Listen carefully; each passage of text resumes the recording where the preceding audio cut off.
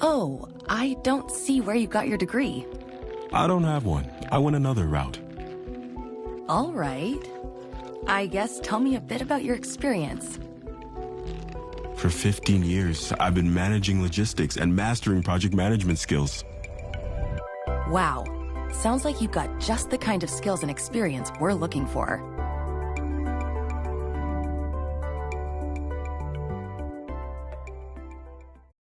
Best Reviews is an unbiased team that researches products in real-world situations to give reliable recommendations on just about everything. Call that a plasma sword? For the best reviews, go to bestreviews.com. Seriously, before you buy anything, ever. Gerald the fish. What about, like, Joaquin Bartholomew? Joaquin Bartholomew. Yeah. See ya. See ya.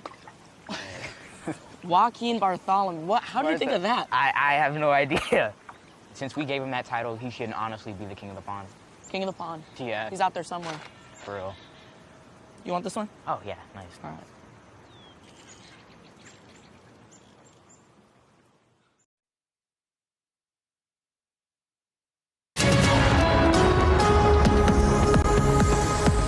Well, you know, we have not been able to get through a day this week without the specter of severe weather around the area. And today was another day where we had severe storms. Now, most of the area was quiet, but off to the northeast, off to the southeast, we had thunderstorms that produced large hail and in some cases very large hail, up to tennis ball size. Looking at things right now, it is pretty quiet. Still a few lone storms down in Oregon County right now. Here's a look at where the hail fell today. Up to the north, we had a report of tennis ball size hail out of Iberia. Looked like very close to tennis ball size hail up near Eugene. And then also down toward Myrtle, as you get into Oregon County, there was a storm that likely produced hail of something close to that magnitude at the very least. Looking at also a few storms this evening in that same area. Here's Myrtle. Here's Alton. You can see we've got one straggler coming into the Alton area. It doesn't look to have any hail with it outside of maybe something small. But this has been a severe warn storm. No longer severe warn, but likely still has some hail, maybe up to about dime size as it tracks into Ripley County. Hopefully that's the last of it for this evening. There's still a outside shot for maybe an isolated pop-up shower for a few more hours before this storm trigger, which was crossing the area earlier today, continues to move far enough east so that it doesn't have any more influence over our weather. You could see that it is generating a pretty widespread round of rain and thunder across Tennessee, and there's been reports of damaging winds with those thunderstorms over western sections of Kentucky into western sections of Tennessee. Looking ahead to tomorrow, another wave of strong to severe storms. Where does it come from? This cold front right here. It's already moving through the Dakotas. This strong cold front will quickly move southeast, and it will arrive in our area late in the day tomorrow. It looks like by late afternoon, we're likely going to have scattered strong to severe storms from Oklahoma all the way into Wisconsin. And I think those initial storms will produce severe weather. All modes of severe weather, wind, hail, and tornadoes. But as the storms push further southeast, they're going to quickly line up. And then once they line up, they'll transition to more of a wind or brief spin-up tornado threat. And I think that these storms, once they get to about I-44, are going to start running into a lot of resistance. And I think that line of storms may quickly diminish in intensity once it gets south of I-44 later in the evening tomorrow night. So really a lot of the severe weather threat, I think, for Friday late afternoon into the evening is going to be weighted toward the northwest, toward areas like Nevada and Stockton and Osceola and Warsaw. Looking at our hour-by-hour forecast again for the remainder of the night tonight, generally quiet.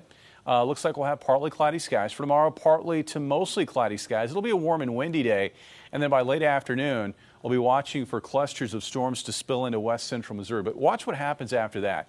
Storms quickly line up and then advance southeast. Now, the storms still look relatively intense there at midnight, but once they get south of the interstate, look how they kind of fade away as they push off to the southeast. Heaviest rainfall will be north of the interstate, very close to an area that got a lot of rain last night. We could see something similar tomorrow evening with a stripe of very heavy rainfall from southeast Kansas across places like Clinton and Stover tomorrow evening. About 63 for a low tonight with an afternoon high tomorrow up around 80, maybe 81 degrees. It will be windy.